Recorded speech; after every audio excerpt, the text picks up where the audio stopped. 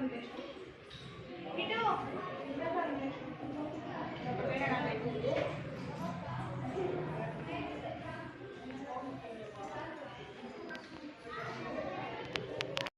దీపాలు చూడండి, అటు ఇటు కదలాడుతూ ఉంటాయి.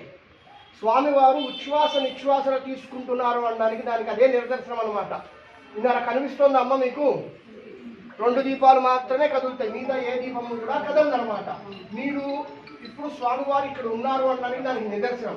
మీరు ఇంకొక అరగంట ఇక్కడ ఆగితే మీకు ఇంకొక అద్భుతం కూడా నేను చూపిస్తాం. విన్నారా? స్వామివారికి 8 దాకా మీరు ఇక్కడ ఆగలిగితే ఇంకొక అద్భుతం చూపిస్తాను అనమాట. ఏమవుతుంది అంటే స్వామివారికి ఏకాంత సేవ చేస్తాం. ఏకాంత సేవ చేసిన తర్వాత స్వామివారిని నేను ఎప్పుడైతే ఇలా ముట్టుకుంటానో ఆ కవచాలు, వెండి కవచాలు ఎప్పుడైతే నేను తీసేస్తానో అప్పటిదాకా కదిలేటువంటి ఆ దీపాలు నిశ్చలమైపోతాయి. అది చూసేందుకు అదృష్టం మీకు ఉంది అనుకుంటే కనుక, చూడాలి అనుకుంటే కనుక, ఆ అదృష్టాన్ని మాకు కలగాలి అనుకుంటే కనుక ఇప్పుడు కొంచెం సేపు, ఇంకొక అరగంట సేపు ఆగితే ఇక్కడ నేను స్వామివారికి ఏకాంత సేవ చేసినప్పుడు మీరు అది చూడొచ్చు. సరేనా? మీరు ఏకాంత సేవ చేసేటప్పుడు అది కూడా మీరు చూసేందుకు మీకు అవకాశం దక్కుతుంది.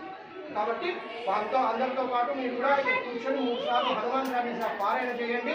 దాని తర్వాత రామరక్షా స్తోత్రంతో స్వామివారికి రామరక్షా స్తోత్రం అయిన తర్వాత స్వామివారికి ఏకాంత సేవ చేస్తాము. ఏకాంత సేవ చేసిన తర్వాత మీ కళ్ళ ముందరే మీకు స్వామివారు కదిలే దీపాలు ఎలా ఆగిపోతాయో కూడా మీరు సాక్ష్యంగా మీరే ఉంచవచ్చు. సరేనా అమ్మా?